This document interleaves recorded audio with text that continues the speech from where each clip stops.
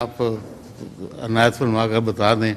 آپ کو قرآن شریف کے کون کون سے زیادہ حصہ پسندیدہ اور بار بار پڑھنے کو دل کرتا ہے؟ سارا قرآن شریف کچھ خاص پہلے بچپن میں قرآن شریف کے بعض حصوں کو نشان لگایا کرتا تھا جی کہ خاص ہیں پرزور، جی لیکن عمر کے ساتھ ساتھ یوں قرآن کا فہم بڑھا تو ہر حصے میں ایک عجیب شان ہے، تو میں نے پھر وہ نشان لگانے بند کر دیے سارے۔ اب قرآن کریم کے ہر صفحے کو الٹ تو نہیں سکتا آدمی، جی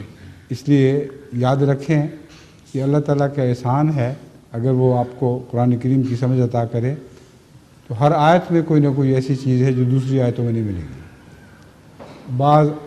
احکام بظاہر دہرائے جا رہے ہیں، جی آج کل جو ہم قرآن کریم پہ کام کر رہے ہیں اس میں احکام القرآن پر کام کر رہے ہیں، اور لوگوں کا خیال ہے کہ بعض احکام بے وجہ تو نہیں مگر موقع کے مطابق دہرائے جا رہے ہیں، حالانکہ میں نے غور کیا ہے کہ کوئی حکم بھی دہرایا نہیں جا رہا، اس کا پس منظر کچھ اور ہے یا اور کچھ ایسے حصے ہیں جن کی طرف وہ آیات توجہ دلاتی ہیں۔ تو ایک آیت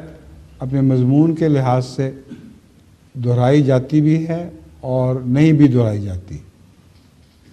مضمون وہی ہے لیکن نہیں اس لیے دہرائی جاتی کہ اس کا ماحول بدل جاتا ہے، ٹھیک ہے۔